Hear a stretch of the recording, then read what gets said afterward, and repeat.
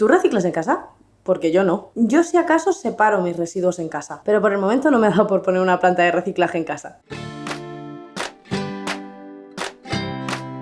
Hola a todos y bienvenidos a un nuevo vídeo en el canal, un vídeo en el que vamos a destrozar una de las mayores mentiras del mundo de la sostenibilidad, o mejor dicho, del mundo del greenwashing, el reciclaje. Y me refiero en concreto al reciclaje del plástico, porque, por si todavía alguien no se ha enterado, estamos en julio, el mes de la iniciativa Plastic Free July, una iniciativa que busca concienciar sobre la problemática del plástico invitándonos a reducir su uso, especialmente de aquellos plásticos que son de usar y tirar, durante todo el mes de julio. Como ya explicaba en vídeos anteriores, esta vez he querido participar en la iniciativa de Julio sin Plástico de una forma diferente. En vez de centrarnos en las acciones individuales, en lo que cada uno de nosotros podemos hacer en nuestro día a día para luchar contra la contaminación por plástico, centrándome en dar visibilidad a este problema a través de señalar a los verdaderos responsables del mismo. Y no podía hacer este enfoque de Julio sin Plástico sin hablar de esa panacea que nos venden esas multinacionales que están llenando el mundo con todos los plásticos que envuelven los productos que nos venden. Como ya os decía antes, el reciclaje. Os lanzo una pregunta muy sencilla.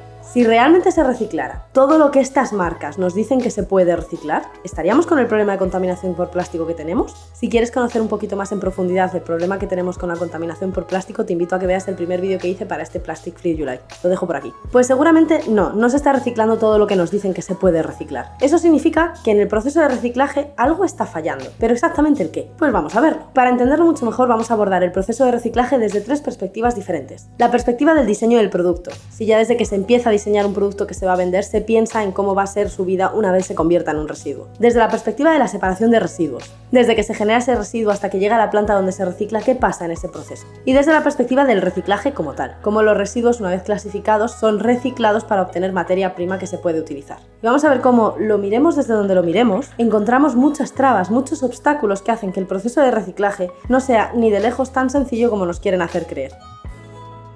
En este caso, la responsabilidad de cómo se diseña un producto es enteramente de la empresa que lo va a fabricar y a comercializar. Obviamente, esta empresa o las que intervengan en este proceso pueden estar condicionadas por factores externos, pero son estas empresas quienes tienen la última palabra en cuanto a apariencia, proceso de fabricación, reciclabilidad, montaje, materiales. Por ejemplo, como ya he dicho en otros vídeos, elegir materiales como los plásticos para aplicaciones de un solo uso, teniendo en cuenta todo lo que tarda en degradarse este material una vez es desechado, es un error desde el punto de vista del ecodiseño y va a hacer que el sistema de reciclaje esté saturado, porque se van a estar generando residuos de material plástico constantemente. Vamos a estar alimentando el sistema constantemente de residuos y el sistema puede no tener la capacidad para asimilarlos. Pero claro, nadie se paró a pensar esto cuando nos empezaron a vender todo envuelto en plástico. Y ahora quiero centrarme en ese momento en el que a alguien se le ocurrió, en vez de usar solamente plástico, mezclar el plástico con otros materiales, para que sea súper difícil separar cada uno de los materiales y por lo tanto súper difícil de reciclar cada uno de los materiales por separado, que es como se reciclan las cosas. Y me refiero a los llamados envases multicapa, como por ejemplo los famosísimos Tetra Briks, que están formados por una capa de cartón por fuera y varias capas de aluminio, polietileno y adhesivo prácticamente imposibles de separar. Esto hace que cuando los Tetra Briks se van a reciclar, se pueda separar la capa de cartón y esta se pueda reciclar por su lado, pero luego sea imposible separar el aluminio del plástico y por lo tanto imposible de reciclar el aluminio por su lado y el polietileno por el suyo, haciendo que las únicas alternativas para esta mezcla de materiales sean coger toda esa mezcla, triturarla y hacer una pasta con la que poder hacer material de construcción de baja calidad, incinerarlo o mandarlo a un vertedero. Y ojo, que estos no son los únicos envases multicapa que nos encontramos. Las bolsitas de salsa, las bolsas de snacks tipo patatas fritas, los sobres en los que vienen las mascarillas faciales individuales que te compras para tener la piel maravillosa, o muchos de los tubos de pasta de dientes que encontramos en el mercado. Otra de las cagadas que encontramos a la hora de diseñar los productos es el tema del tamaño, porque seamos sinceros, el tamaño importa y mucho. Y en esto del reciclaje del plástico, cuanto más grande, mejor. Cuanto más pequeño es un residuo, más fácil es que se pierda o se descarte en alguna de las fases del proceso de reciclado, y con el plástico pasa exactamente igual. Un claro ejemplo de estos son los tapones de plástico de las botellas, que por sí solos lo más normal es que no se reciclen. Por eso hay campañas que utilizan mucho las ONGs para recaudar fondos de recogida de tapones, aunque siento decirle a las ONGs que se les está acabando el chollo, porque la Unión Europea publicó en 2019 la Directiva del Parlamento Europeo y del Consejo de 5 de junio de 2019 relativa a la reducción de impacto de determinados productos de plástico en el medio ambiente, en la cual se establece el requisito de que los tapones deben quedarse pegados al envase al que pertenece. Por eso, los últimos meses nos estamos encontrando que los tapones de plástico de las botellas vienen unidos con un filamento de plástico a la botella, de manera que aunque los desenrosquemos no se separan de la botella.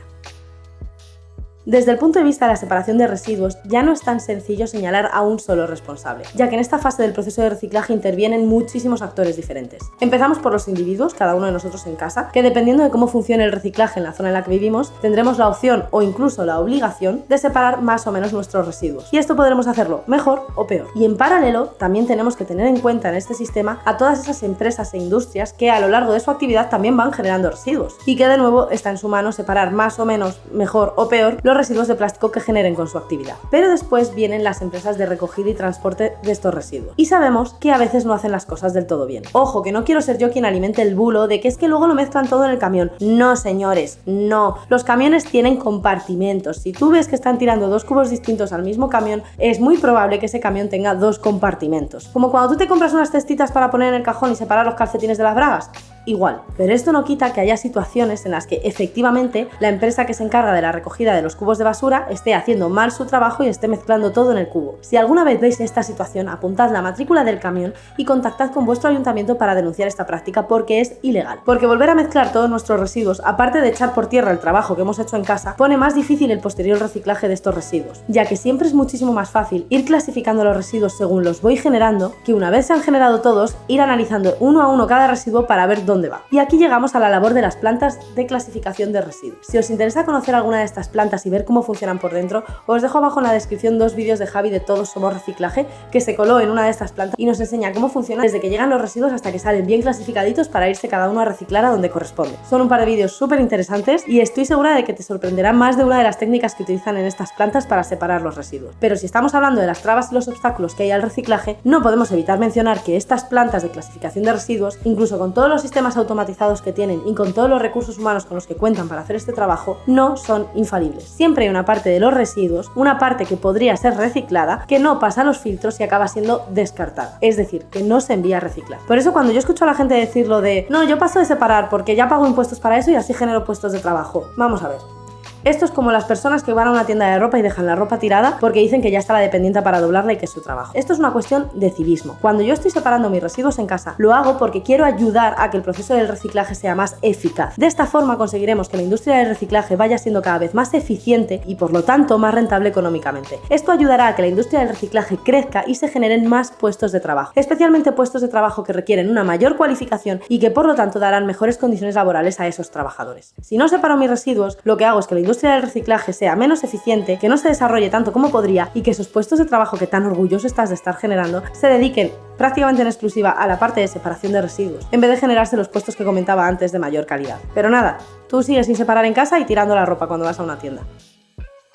Y por fin llegamos a la madre del cordero, el propio proceso de reciclaje. Pero antes de empezar tenemos que tener muy claro lo que significa realmente reciclar y no confundirlo con reutilizar. Para que me entendáis, un ejemplo, si yo cojo una garrafa de agua, la corto por la mitad y la convierto en una maceta, no estoy reciclando esa garrafa de agua, estoy reutilizando esa garrafa. Reciclar es someter un material usado a un proceso para que pueda volverse a utilizar ese material. El reciclaje trata sobre materiales, no sobre productos. Cuando yo estoy reutilizando esa garrafa, no estoy cogiendo un material, en este caso el PET, y lo estoy pudiendo volver a utilizar para cualquiera de las aplicaciones que tiene el PET, para nada. Estoy cogiendo un producto, en este caso una garrafa, y le estoy dando otro uso. Lo estoy reusando, no reciclando. Pero no le he hecho nada al material, al PET, para que pueda volver a ser utilizado como materia prima. Y hablando de conceptos que a veces no tenemos claro, hay una cosa que hacemos fatal, y yo la primera, y es hablar de el plástico. Porque el plástico no existe. Hay muchísimos materiales diferentes que se consideran plásticos. E igual que el plástico y el vidrio no se reciclan de la misma forma porque no son el mismo material, cada tipo de plástico tiene su propio proceso de reciclaje. Como resumen, los plásticos que utilizamos en nuestro día a día se clasifican en 7 tipos. No me voy a enrollar con esto, si queréis saber más de cada uno de estos tipos de plástico, os dejo un vídeo en la descripción que hice hace tiempo enseñándoos ejemplos que tenía de cada uno de estos plásticos en casa. De estos 7 tipos, aunque bueno, en realidad el 7º no es un tipo, es como todo el resto del plástico que existe. De los otros 6 tipos, los únicos que se reciclan de forma aceptable, que tampoco es que se reciclen una barbaridad, son el PET y el polietileno de alta densidad. Los residuos de plástico que generemos de alguno de estos dos materiales son los que más probabilidades tienen de acabar reciclándose. El resto tienen bastantes pocas probabilidades de que se acaben reciclando. Pero, ¿por qué hay tanta diferencia en la reciclabilidad entre unos plásticos y otros? Pues básicamente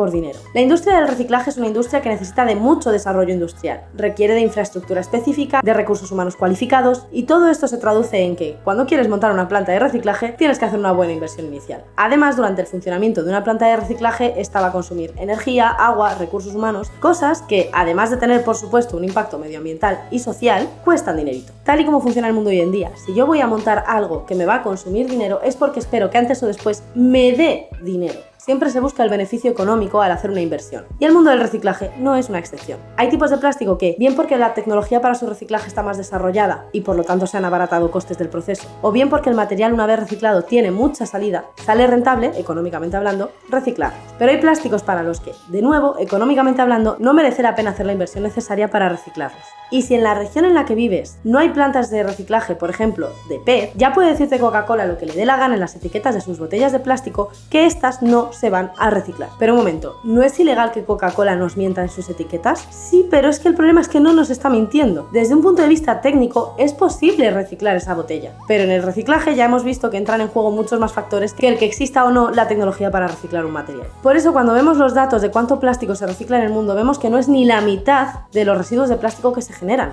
Y además, hasta aquí estamos hablando del reciclaje desde un enfoque muy occidentocentrista, pensando en países como los países de Europa que tienen montado todo un sistema de gestión de residuos en su país. Pero es que esto no es así en todos los países del mundo. Pensad que en Europa, que sí tenemos montada esta infraestructura, o sea que separamos y gestionamos los residuos, apenas reciclamos 1/3 de los residuos de plástico que generamos. ¿Cuánto creéis que se recicla, no sé, en Honduras o en Filipinas? La verdad es que no lo sé, no he mirado los datos, a lo mejor vienen los filipinos y me callan la boca, pero entendéis por dónde voy, ¿verdad? Y todas esas empresas que veíamos en el vídeo sobre quién contamina más con plástico, no operan solo en los países desarrollados, venden sus productos por todo el mundo. Coca-Cola vende sus botellas de Coca-Cola en países donde existen sistemas para gestionar los residuos que se generan con esas botellas, pero también en países donde no existen estos sistemas. A estas empresas les encanta llenarse la boca con el reciclaje y luego operan en países donde no existe la industria del reciclaje. Pero esperad, que el problema no termina ahí, porque una parte bastante importante de los residuos que generamos en Europa, no solamente los de plástico, los exportamos a países en vías de desarrollo. Nosotros, que somos quienes tenemos la infraestructura para gestionar adecuadamente los residuos, en vez de coger y gestionarlos nosotros, los mandamos a países donde esa infraestructura del reciclaje es como poco mucho más pobre que la nuestra. Y con esa infraestructura, esos países tienen que hacer frente a los residuos que ellos generan y a los residuos que generamos los europeos. Obviamente, sus sistemas de gestión de residuos no dan abasto. ¿Por qué creéis que cuando hablamos de países contaminados pensamos en Bangladesh o en países en vías de desarrollo y no en países europeos? Porque el norte global ha hecho del sur global su vertedero personal, como si no viviéramos todos en el mismo planeta. Si queréis conocer un poquito más en profundidad todo este tema de la importación y exportación de residuos a nivel mundial y de todas las implicaciones que tiene, os invito a buscar en Google o en Ecosia qué pasó cuando China dijo, allá por el 2017, que no iba a importar más basura de Occidente, para que veáis cuánto dependen los sistemas de gestión de residuos de los países desarrollados de poder librarnos de basura mandándola a la otra punta del mundo. Y ya para terminar, simplemente quiero compartir 3 ideas sobre el reciclaje que creo que a veces se nos olvidan, que no le damos la importancia que creo que tienen y que deberíamos decir más veces en voz alta. Reciclar no es una solución. Reciclar es una consecuencia de la crisis de residuos que estamos viviendo. Es una ayuda, por supuesto, y necesitamos el reciclaje, pero la solución a la crisis de residuos tiene que venir necesariamente por reducir, y reducir mucho. Cuando te dicen que un envase de plástico es reciclable, te están mintiendo a la cara. El proceso de reciclaje no es un proceso perfecto, además no es un proceso sencillo, especialmente cuando hablamos de plásticos, así que cuando una empresa dice que todos sus envases son reciclables, sabiendo lo difícil, por no decir imposible, que es garantizar que ese envase finalmente se vaya a reciclar, como poco es mentirnos. Reciclar no depende solo de que nosotros separemos nuestros residuos en casa. Esto es una parte muy pequeña del proceso, también una parte muy importante, y os animo a que sigáis separando vuestros residuos en casa para aportar vuestro granito de arena al proceso de reciclaje, pero que lo hagáis siendo conscientes de que por muy buena intención que haya detrás de que nosotros separemos esos residuos, no depende de nosotros que finalmente se lleguen a reciclar. Espero que gracias a este vídeo ahora seamos un poquito más conscientes de todo lo que hay alrededor de la industria del reciclaje y que no nos tomemos esta industria y este proceso como la panacea que va a venir a salvarnos de la crisis de residuos, porque sintiéndolo mucho, no es así.